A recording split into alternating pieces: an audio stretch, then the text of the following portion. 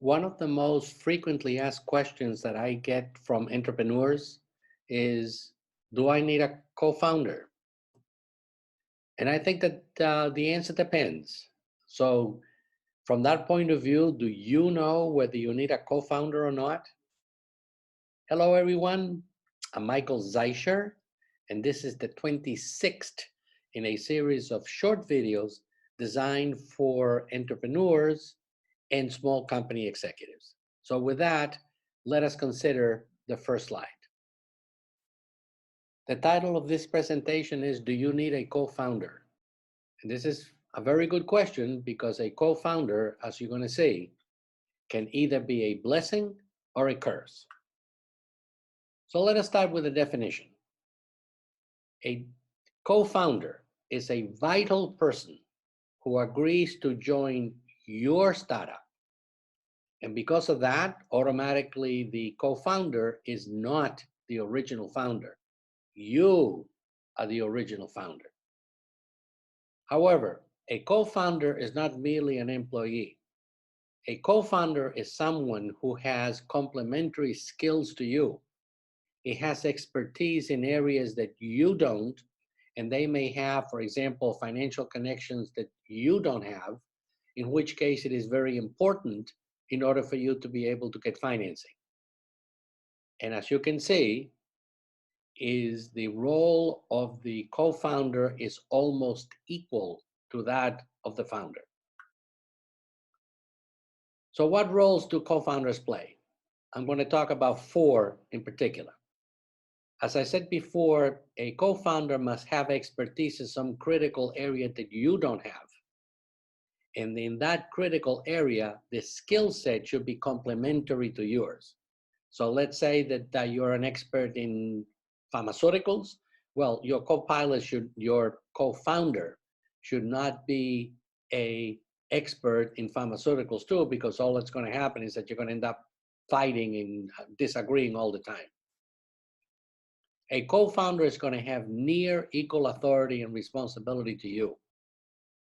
And this is going to be a very important person and a very critical person because they are willing to take the plunge. That is to say, it is possible that they already have a job with a very large company and they're very successful, and they have agreed to leave their job in order to join your startup. So that person has taken the plunge. Now, from your standpoint, on a personal perspective, you may need a co-founder because it is very lonely to be a solopreneur. You have nobody to talk to. Now, if you have expertise in one area and there is a crisis in that area, you can take care of it. However, if you have no co-founder and there are crises that you meet, those crises could be existential. Your co-founder is going to become an integral part of the leadership team, not the management team, the leadership team. It may be that you have quite a bit of technical knowledge, but your co-founder has connections with fundraising, financial type individuals, and therefore you're going to need them because in many occasions, your investors are going to require for you to have a co-founder. And there's another thing that I'm going to call in here the co-pilot philosophy. Take a look at airplanes. Commercial airplanes always have a pilot and a co-pilot for obvious reasons. If you are a Silicon Valley company, it is almost a given that you're going to have a co-founder. However, remember that a co-founder may get as much as 50% of the equity in the company. And equity is who owns what in the company. 50%. Question now is going to be whether you're in Silicon Valley or someplace else and you're going to be looking for a co-founder. Should you have a vesting schedule for that co-founder, or will your co-founder get 50% of the equity right off the bat? This is our last slide. So consider, if you're going to have a co-founder, is the co-founder going to get stock or stock options?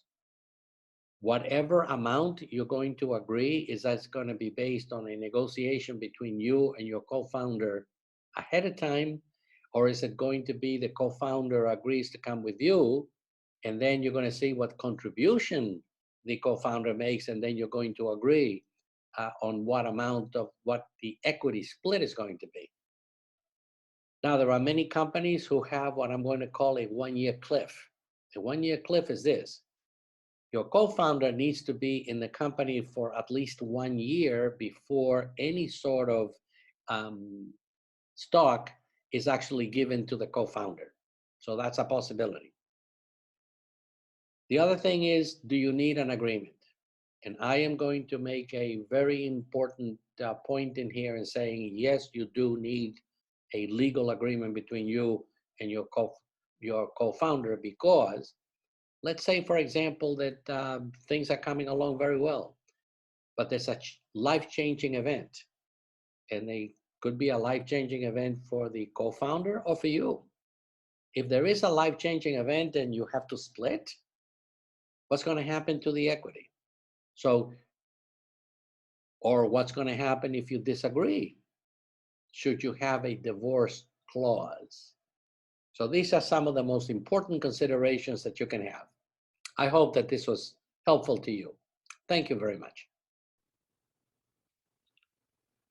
Do you want to become a multi-millionaire or a multi-billionaire? Then start your own business and become an entrepreneur. Unless you have a rich uncle, I don't know of a better way of achieving your dream.